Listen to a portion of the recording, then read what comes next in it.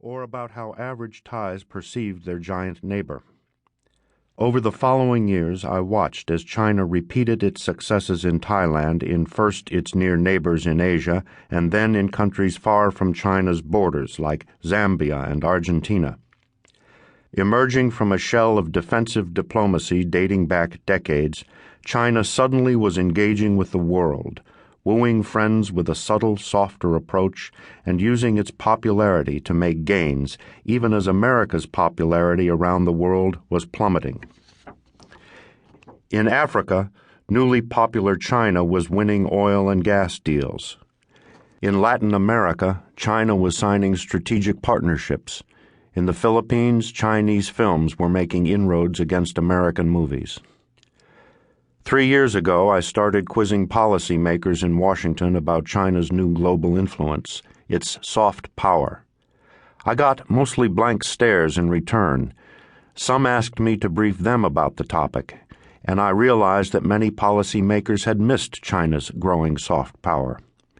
Used to dealing with the stiff, unsophisticated Chinese diplomats and officials of the past, few had anticipated this more nuanced and effective Chinese diplomacy. No one had any idea about the size of China's aid programs or how China trained its diplomats, or how people in other countries responded to Chinese cultural exports, or whether China could use soft power to achieve any concrete goals. Even the conservative American policymakers most skeptical of China, I found, had spent little time examining soft power. At a major 2005 conference held in Singapore, Donald Rumsfeld warned that China's military modernization threatened countries across Asia and questioned why China needed to upgrade its military if not to dominate the region. Yet, though Beijing is rapidly modernizing its armed forces, China's army and nascent navy cannot yet match the mighty American armed forces. The People's Liberation Army still relies too heavily on conscripts, wastes time studying useless political doctrine, and spends less than $80 billion per year on its military, in contrast to America's more than $400 billion annual budget.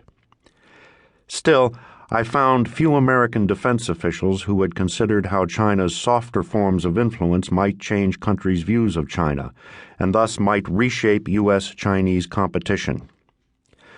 Too often, I found, official Washington, whether focused on China's military or stuck remembering China's old blunt gray diplomacy, simply had disregarded the gravity of China's growing soft power or America's soft power deficit. During a luncheon I attended in Washington 3 years ago for the American ambassador to Thailand, attendees sat through questions about U.S. software manufacturing in Bangkok, piracy protection for American firms, and other business issues. Finally, one person asked about recent unrest in southern Thailand, where America closed its consulate years ago, and where a resurgence of sectarian violence had made the area a hotbed of extremism. The ambassador mentioned that the United States was still trying to exert influence in the South and had opened a small American corner in southern Thailand where Thais could come learn about the United States. "What happened to the U.S. consulate in Songkhla, a southern Thai city?" asked someone else in the audience. The ambassador paused. "It's the Chinese consulate now," he said. This book represents an effort to fill that gap in knowledge about China's soft power and increasingly sophisticated diplomacy, which will transform international relations.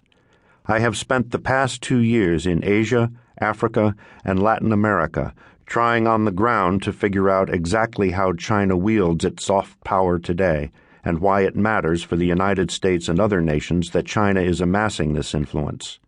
The stakes are high. No one has experience with today's China as a global player or a model for how Beijing will perform on the international stage. In a short period of time, China appears to have created a systematic, coherent soft power strategy and a set of soft power tools to implement that strategy. Through those tools, particularly its public diplomacy and its growing aid and trade, it has developed significant influence, though it is still in a honeymoon period in which many nations have not recognized the downsides of Beijing's new power. As China has become a global presence, it has taken steps to wield its soft influence responsibly.